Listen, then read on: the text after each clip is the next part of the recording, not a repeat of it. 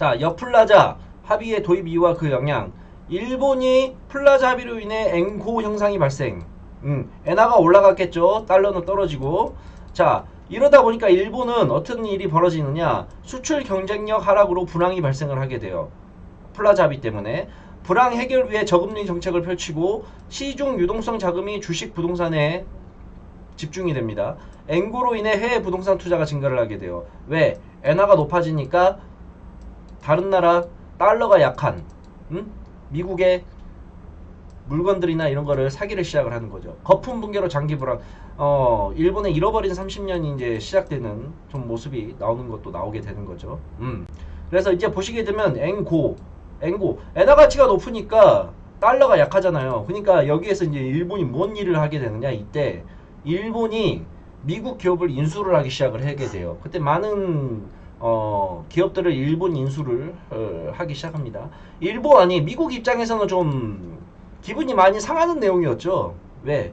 미국은 항상 세계 최고의 국가라는 생각이 있어서 얘네들이 돈이 많아서 다른 나라의 기업들을 인수를 하는데 일본이란 나라가 미국의 기업을 인수를 하게 됨으로써 미국의 위상이 조금 떨어지게 됩니다. 그래서 이때 당시에 이제 미국의 자존심이 좀 많이 상했던 시기라고 이야기를 하기도 해요. 미국이 다른 나라 기업 인수한다는 건 많이 들었어도 다른 나라가 미국 기업 인수한다는 소식은 잘 들어보신 적이 없으시죠, 다들? 자, 다음 내용 볼게요. 자, 이때 보게 되면 일본 기업이 록펠러 센터라는 거를 인수를 해요. 1989년도 10월 31일. 니케이 지수 차트 보시게 되면 플라자 합의 이후 주식으로 돈이 몰리게 되면서 일본이 굉장히 잘 주가 지수가 올라가게 됩니다. 반대로. 그러면서 여플라자 합의가 나오게 되면서 어떻게 돼요? 주가가 쭉 빠지게 되죠. 이때 이제 일본의 장기 불황이 시작이 되는 겁니다. 자, 다음 내용 한번 보겠습니다.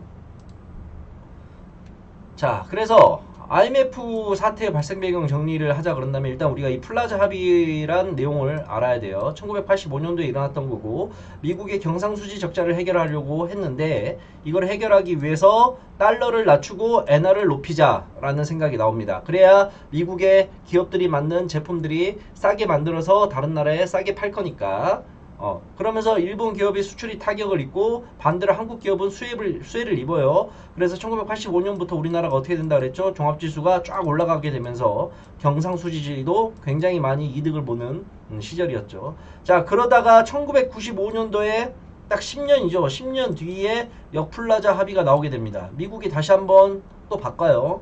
엔화의 가치가 2배 이상 절상이 돼요. 올라가게 돼요. 그러면서 수출 경쟁력이 더 약화가 되고 해외 실물 투자가 증가를 하게 됩니다. 미국은 여전히 경상수지 적자를 보고 있어요. 이 플라자 합의를 통해서 경상수지를 해결하려고 했으나 막상 지 생각대로 움직이지가 않았던 거죠. 그래서 경상수지 적자가 계속 나오게 됩니다. 그래서 달러화를 이번에는 올리는 역할을 하고 엔화를 떨어뜨리는 전략을 하게 돼요. 이 플라자 합의랑 반대되는. 자, 그래서 원화가 엔화가 이제 떨어지니까 원화가 고평가가 되기 시작하는 거예요. 원화가. 그러면서 그 전에는 우리가 수출을 잘하고 있다가 그때부터 이제 어떻게 돼요? 수출이 꺾이기 시작합니다. 이 1999년, 95년도 이후로. 이해가죠? 그래서 이 역플라자 합의가 나오다 보니까 엔화는 떨어지게 되고 이제 원화는 올라가게 되는 거예요. 그러면서 그동안에 우리가 원화가 절하가 돼서 싸게 해서 많이 팔았는데 이제 원화가 올라가다 보니까 수출에 바로 타격을 입기 시작을 하게 되는 거예요. 자, 다음 내용 한번 보겠습니다. 자, 그래서 보게 되면 여플라자 합의 이후로 1995년도 이후로 95년도죠.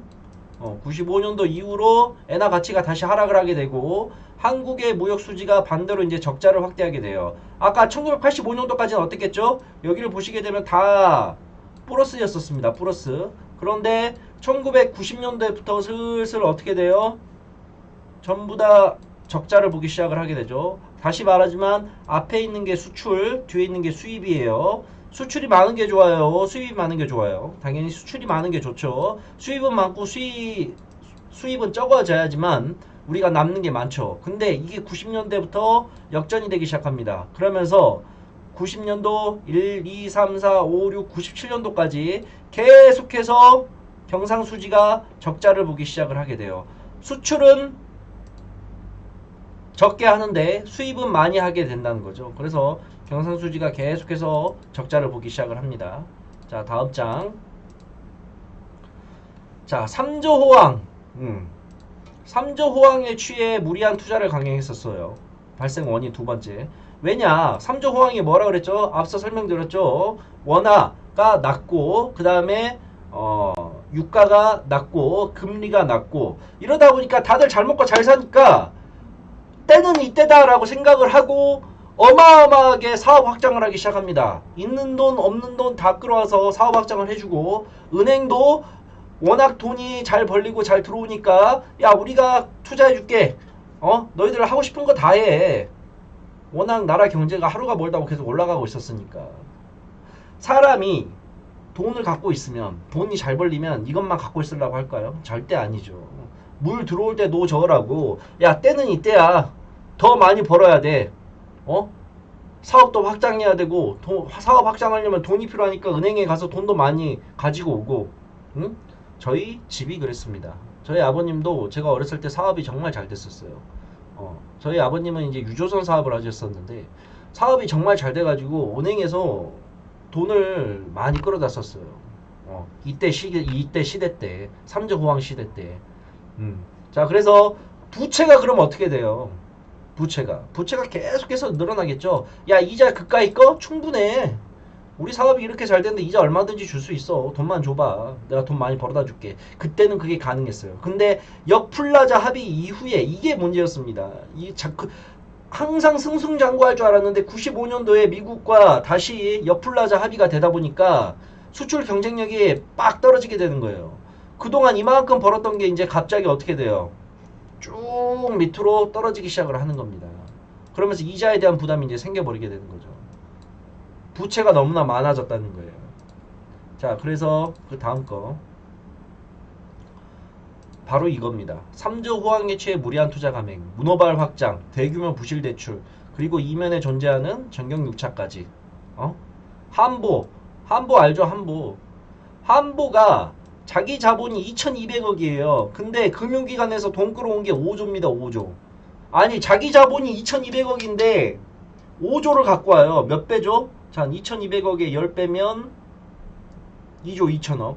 20배를, 자기 자본의 거의 20배 이상의 돈을 갖고 와요. 얼마나 은행에서 부실하게 대출 심사해가지고 돈을 갖다 준 줄 알겠죠? 야, 요즘은 집 하나 살려고 해도 대출 비율이 얼마죠? 50%나 나오나요? 안 나오죠, 그것도.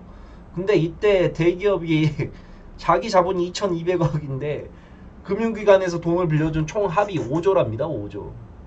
여러분들은 잘 모르시겠지만 저도 이제 이거 공부하면서 이제 좀 알았는데 여기 문호발 확장이라고 있잖아요. 우리 혜태 아시죠? 혜태. 혜태 하면 뭐가 제일 먼저 떠올리십니까? 과자죠, 과자. 혜태 과자. 근데 이때 당시에 혜태가 뭐까지 했었냐면요. 건설하고 전자도 했었어요. 처음 들어보시는 분들도 굉장히 많으실 건데 혜태전자, 혜태건설이 있었습니다. 과자만 했던 게 아니에요. 그만큼 문호발 확장을 많이 했다는 겁니다. 저도 이거 공부하면서 처음 알았어요. 혜태가 전자도 했었었고 건설도 했었었구나. 자, 재계 14위 공중분해된 이 한보 사태, IMF 구제금융의 단초였습니다.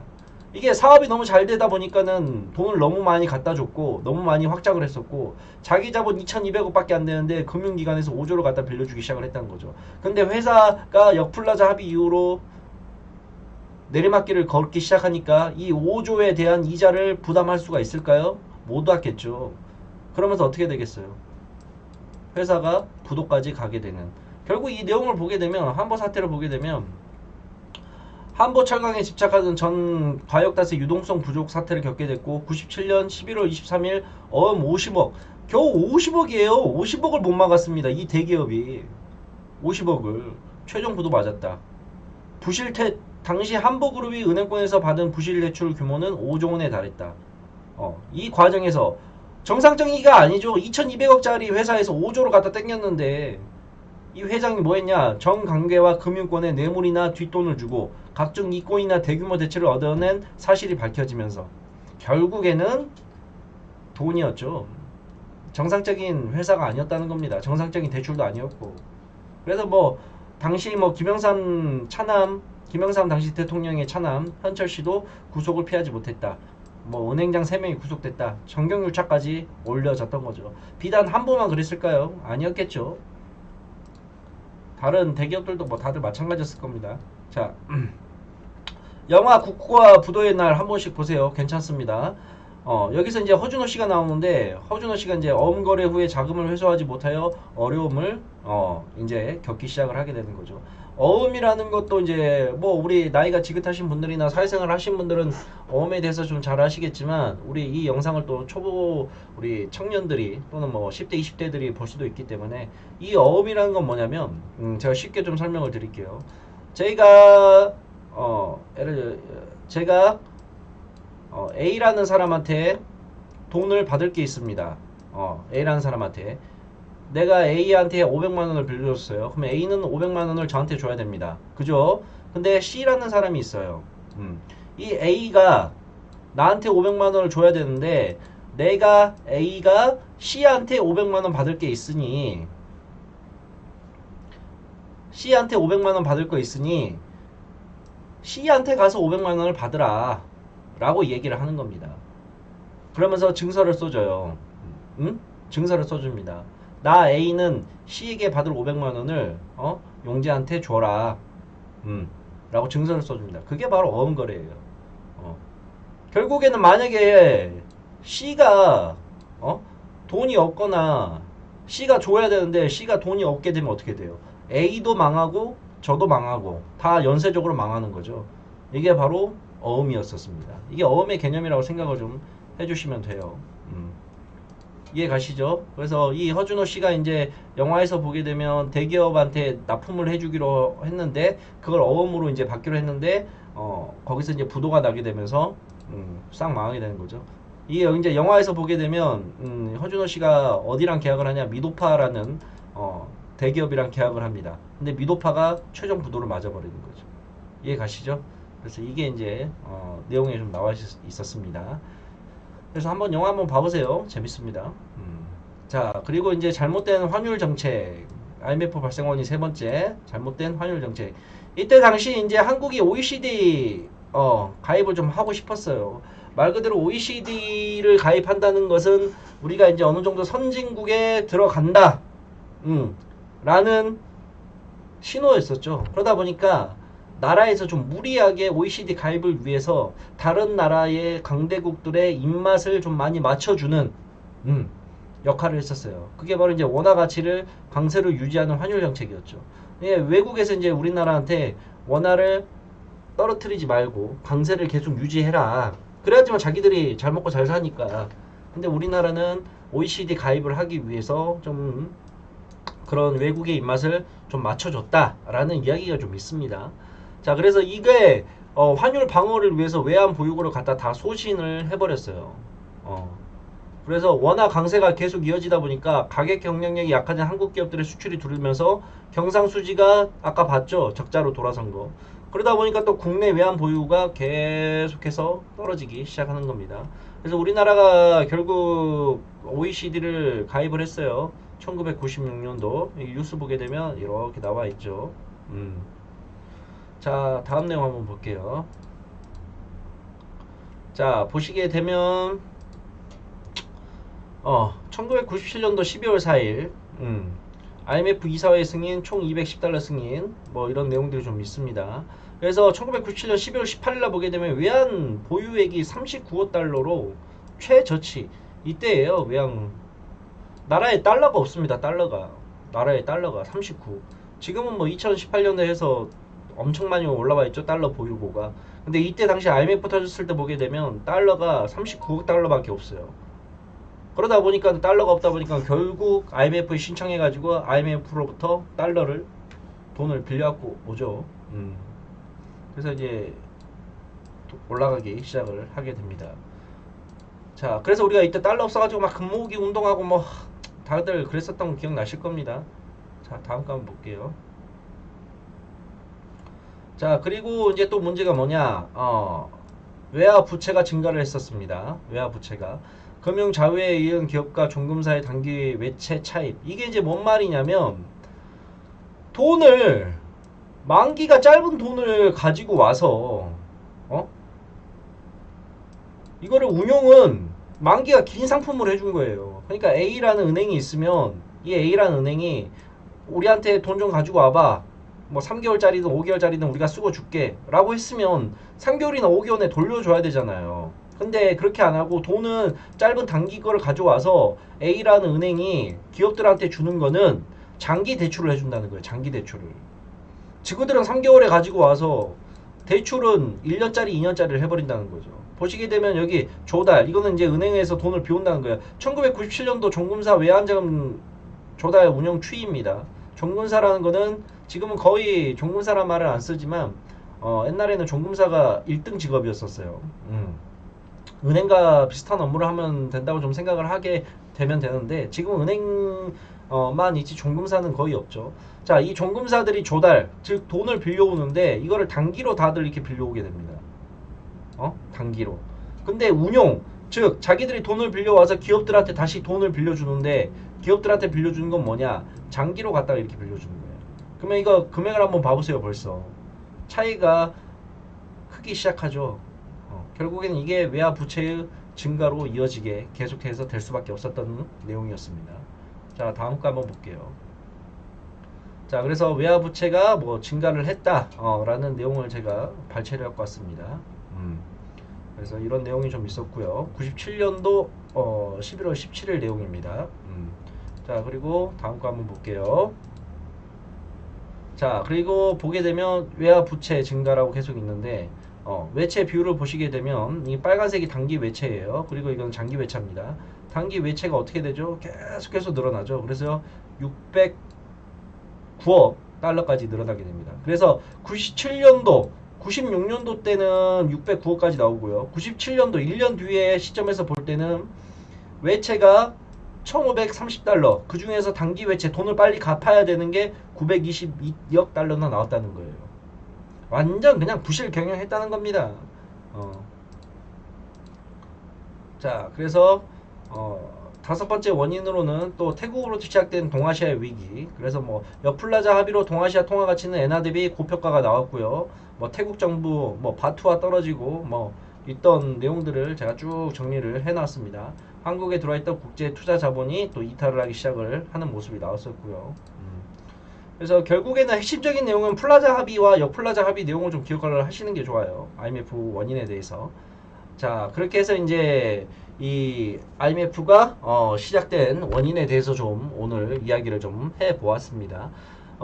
보시면 알겠지만 결국에는 저는 이 IMF를 제가 좀 조사를 하고 내용을 좀 살펴보면서 저도 어렸을 때는 잘 몰랐어요. 이 IMF가 왜 발생을 하게 되었고 이 IMF를 왜 이렇게 돼버렸나 라는 생각을 많이 했었는데 이번에 저는 이 IMF에 대해서 공부를 좀 해보면서 이러한 내용들을 좀 살펴본 결과 제가 느끼는 결론은 좀 뭐였었냐면 돈이 들어왔을 때 좀 잘 챙겨놔야 된다.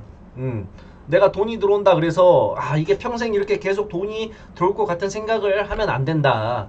지금 주식시장도 보게 되면 최근 몇 개월간 쭉 올라왔었죠. 그래서 뭐 있는 돈 없는 돈 다 끌어와서 주식을 하시는 분들이 분명히 계실 거라고 생각을 해요. 대출도 많이 했을 거고. 왜 너도 나도 주식을 다 옆에서 한다고 하니까 마음의 조급함을 느껴서 그런 내용들이 좀 많이 나오는데 주식이 올라가게 되면 또 떨어지게 되는 건 당연한 겁니다. 최근에 이제 국내에서 코로나19 확진자가 쭉 급증을 하게 되면서 종합주가 지수가 조금씩 떨어지고 있는 모습이 나오는데 너무 많은 내 범위 내에서보다 더 많은 돈을 가지고 와서 매매를 하는 거는 좀 위험하지 않나? 너무 과도한 신용, 그 다음에 대출 이런 거는 좀 자제를 할 필요성이 있지 않나 라고 생각을 하게 되었습니다. 결국에는 이 IMF도 그러한 무리한 확장과 내 사업이 언제든 계속 잘 될 거라는 생각과 과도한 대출 이러한 것들이 문제가 돼서 힘들어진 거잖아요. 그러니까 우리 개천에서 용진한다 시청자 여러분들께서는 조금 마음을 다 잡고 항상 할 수 있는 범위 내에서만, 그리고 수익은 났을 때 챙겨놓는 전략, 그리고 쉬어갈 땐 쉬어가는 전략이 필요하지 않을까라고 생각을 합니다. 자, 그래서 이번 시간에는 IMF에 대해서 원인에 대해서 이야기를 해보았고, 다음 시간에는 IMF에 대한 결과에 대해서도 이야기를 한번 나눠보도록 하겠습니다. 자, 한 40분 되는 동영상인데 20분씩 끊어서 제가 두 편으로 나눠 드릴 테니까 내용을 한번 잘 살펴보면서 공부를 한번 해보시길 바라겠습니다. 자, 오늘도 이렇게 청취를 해주신, 시청해주신 우리 시청자 여러분들께 너무나 감사드립니다. 다음 시간에 또 뵙겠습니다. 감사합니다.